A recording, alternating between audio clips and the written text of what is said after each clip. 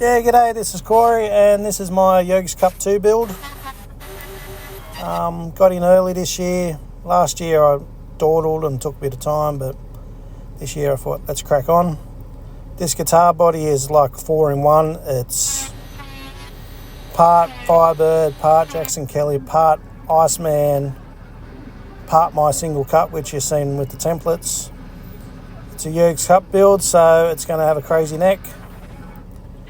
That's just going to be the signature for all my Yogs Cup builds. They're going to have a wacky neck, just to make them stand out that little bit more. It took a little while to actually like this shape of the body, but the more I look at it, the more I like it. And handy little tip, if you're struggling with your bandsaw, look up how to set them up. I thought I knew, and I'll happily admit I was wrong. So I cut these tiles and the fretboard down to 6-7mm, either one, and I made this little jig to make sure I could glue everything up straight, because my great guitar build-off guitar last year, the tiles weren't straight and they just gradually drifted. It looked cool and it looks busy, so you can't really notice unless you really look at it. So yeah, here I go cutting scarves and tiles, and just a lot of gluing, a lot of gluing and a lot of clamping. I wanted to do a paisley this year because the shirt that I'm using was a one-off Zola Guitars shirt when we were doing shirts up for the Yogs Cup, and it's the only one that exists like this because it had all 4 guitar designs on it, and Mick at Mix Guitars did a great job designing the shirts. So made a form, glued it all down, and I poured epoxy in and I leveled it, and yeah, it turned out pretty good. No matter when I drill something, I end up fucking it up, really. Like, not really like straight lines. I mean, my arms or my elbow or my head's always in the shot, so I find it tricky to drill stuff. I've got like these camera mounts, and no matter what, my head's always in the shot sometimes. So what I did was I made tunnels as well for the pickups, and then I filled them in with additional timber, so when I routed the top, I didn't have to worry about the router catching in the tunnel, if that makes sense. And I tried something different.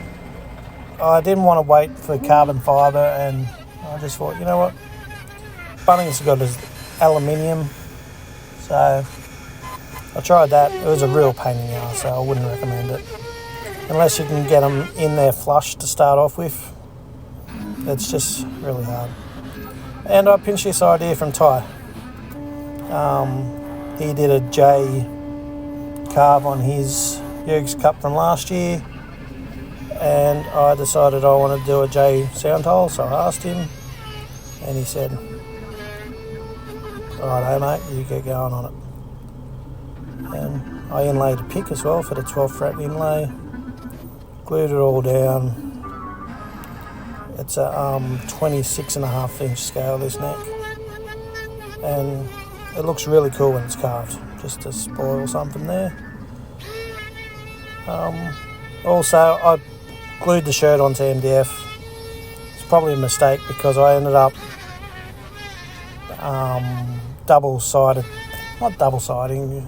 super glue and masking tape the template to the shirt, and it ended up pulling out, so that's why that bare patch is underneath the neck pocket. I was going to leave it as like a relic, but I also came up with another idea which you'll see later on in the video. This is one long fucking take for this, so I hope y'all appreciate me rambling on and making not many mistakes while I talk, because normally it's a complete shitload. Anyway, with this I did I think there's a 15 degree bevel, or maybe it's a 25 degree bevel. or chamfer, whatever, I don't give a shit. So yeah, I do them because they're a lot easier to sand. I hate doing roundovers because, you know, you have to hand sand a lot more. So I did resin over the top of the inlays. It says Yergs Cup 2 from the 24th fret up to the 3rd fret. And I wanted to put a bit more protection on here, so bought some epoxy and used a foam roller, and it did what it was meant to, so I'm happy with that. Did wood binding on the side of the neck, which glue ended up getting in the slots, and I tried and I couldn't get them out of the corners, so I ended up just cutting through the binding anyway. So that's a lesson learned. It took a few coats of epoxy to get this where I could level sand it. Triangle file to bevel out the fret slots so it's easy to repair or change frets and even get the frets in. Carving this neck was fun. It was pretty much all Shinto, and I was surprised by that because I thought that there would be tear out from using it.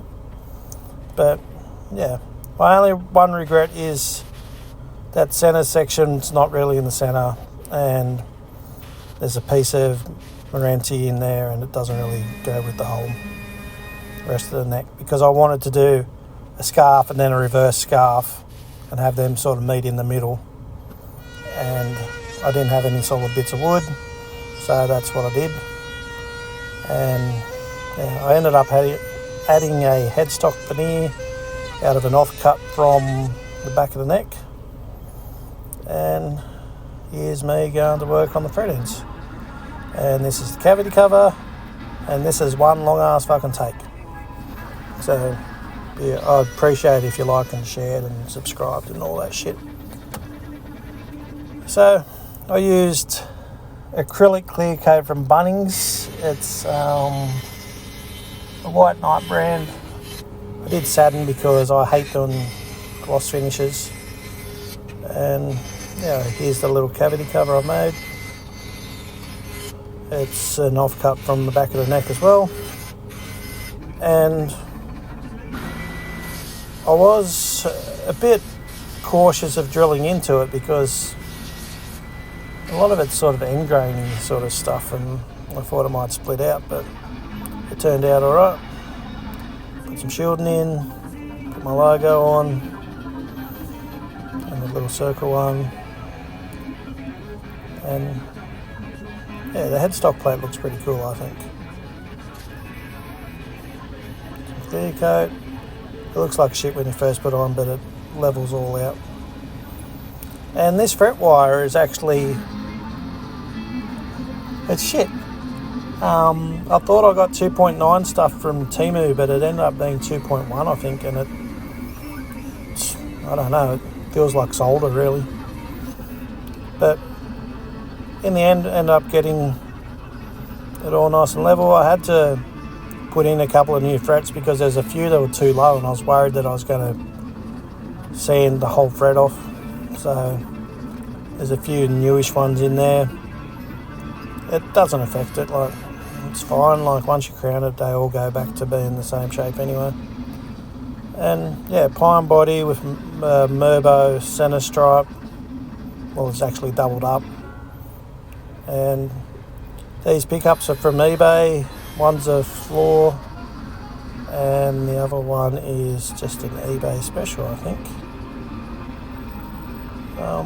So yeah. So I used a pre-cut nut, and that's just out of laziness. Strung it up, did the pickups after everything was lined up. I did do one take of this, but I stopped it because the delivery driver came. Anyway, volume tone, demo's coming up. If you like it, please like, share, subscribe, and the next build's most likely going to be the Corio. So catch us all later. Thank you.